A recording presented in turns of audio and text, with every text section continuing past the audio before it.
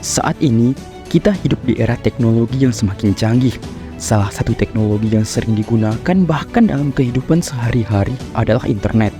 Perkembangan teknologi informasi pada saat ini justru menjadi pedang bermata dua bagi kedaulatan bangsa.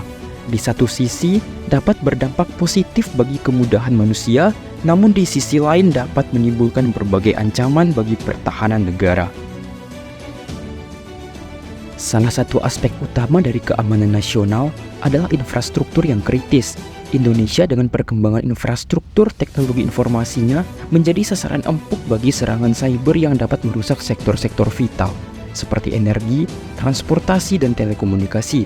Serangan terhadap infrastruktur kritis ini bisa memiliki dampak langsung pada kemampuan pertahanan negara dan kestabilan sosial. Dalam konteks ekonomi, kejahatan cyber dapat menciptakan ketidakstabilan finansial.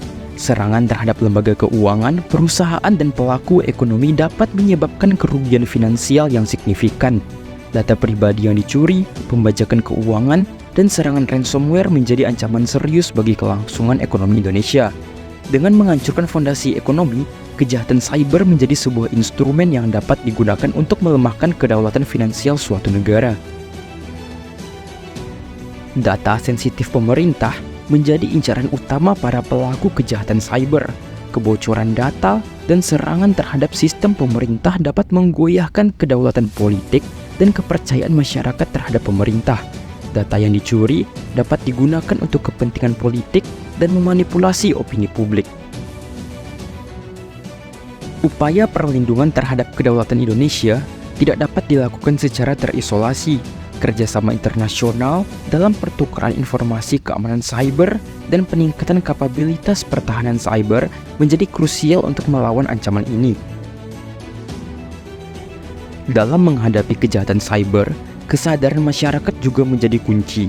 Peningkatan literasi digital dan pemahaman akan risiko keamanan cyber dapat membantu masyarakat untuk melindungi diri mereka sendiri dan menyadari pentingnya keamanan cyber bagi kedaulatan negara.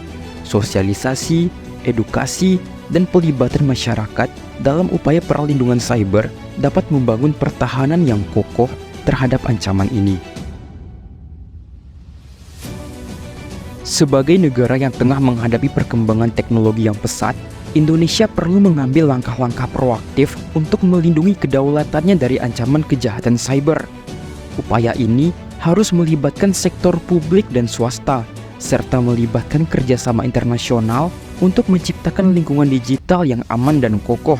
Dengan kesadaran, kerjasama, dan investasi yang tepat, Indonesia dapat menjaga kedaulatannya dalam dunia digital yang semakin kompleks dan berubah dengan cepat.